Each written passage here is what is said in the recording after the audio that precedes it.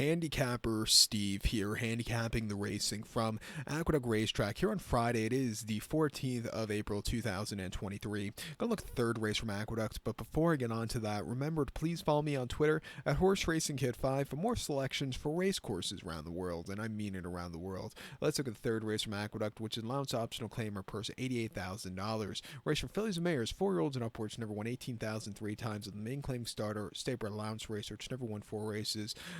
Optional claim price 80,000. Field of 6 horses heading to the outer turf course, the distance of ground of 1,200 meters, or the distance of ground of 6 furlongs on the Aqueduct outer turf course.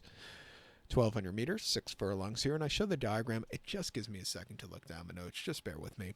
My top selection, I'm going to go with the number 5 horse here, Mac the PhD. I'm going to go 5-6-3-2 in the superfecta. 5-6-3-2 super. Top selection of 5 horse, Mac the PhD.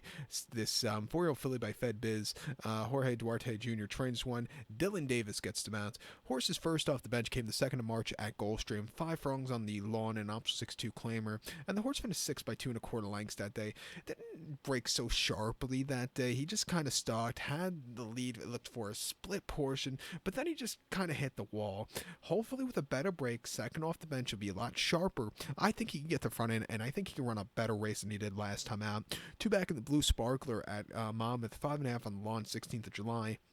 He finished third by 2.25 lengths that day, and he just kind of stalked. Again, it looked like he had the lead for a split portion, but then he just couldn't keep up there. He ran his heart out there, stepping up in class. And then on the 19th of May at Belmont, 6 furlongs off the turf on the slop and allowance race 85,000, winning by 1.5 lengths. Basically on the front end all throughout. He was a little bit wide, but he got the job done, coming home with an 85 buyer there. He ran on the turf once here at Aqueduct. That came last April, the 9th to be exact. 6 furlongs out of outer turf course, a good outer turf course in the main special weight, and he broke his main by 2 lengths and basically won in a hand ride that day. Quickened up nicely. A 78 buyer, a very, very good run. He's training well in South Florida. He could definitely win here today. We'll use him on the ticket. There's a pick 3 and I believe a pick 4 that begins with this race. So, I think you're going to want to go a little deep here, also using the number 6 horse, Poppy Flower, for your filly by Leia. Belmont trains. Jose Ortiz gets to mount. Most recently, Kentucky Downs in the Music City Stakes. She finished 5th by 2.75 lengths that day, and she just never really showed up. She moved a little bit late, but it wasn't anything spectacular. Coming to a leveler playing field, going 6 on this track should be a lot better than it was at Kentucky Downs. Prior to that, in the Galway at Saratoga, 5.5 on the Melon, she won by a length, closing up from mid-pack. I thought she came home with a very good race, earning her a career best 90 buyer there. And then before then, the Coronation Cup at Saratoga, 5.5 furlongs. She finished 2nd by a half length. Again, closing up from nowhere after not the best beginnings. If she would have broke better, she probably would have won by open lengths, but she ran her heart out there. And then the Stormy Blues at Laurel, 5.5 furlongs last June. She won by 1.25 lengths. Again, a very good, easy victory, coming home with an 86 buyer. Since coming to the new barn, she hasn't run half bad at all. Something I've noticed with the Wesley Ward, they were just setting his horse to the lead, using that early speed.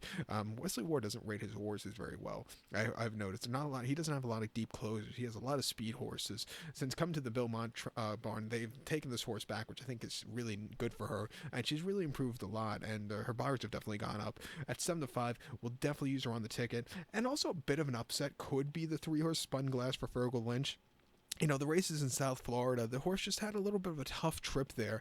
But the races here in New York weren't, or in the Mid-Atlantic and East Coast races weren't bad at all. Had an okay 4th in the Floral Park, had a very good place after that a week later at Laurel on the turf course, and then the victories in the Camptown and the Jamila at Laurel. If she runs those races today, she could definitely win here. She'd be coming from a stalking trip.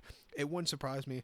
I'll use her on the ticket also to possibly upset in this very wide open Aqueduct feature. So to recap my selection for the third from the Big A, gonna take the 5-horse Mac the PhD, give kudos to the 6-horse Poppy Flower and the 3-horse Spun Glass, 5-6-3-2 super, 5-6-3 in your multi-race. So good luck to all, and please follow me on Twitter at Horse Racing Kid 5. Good luck everybody.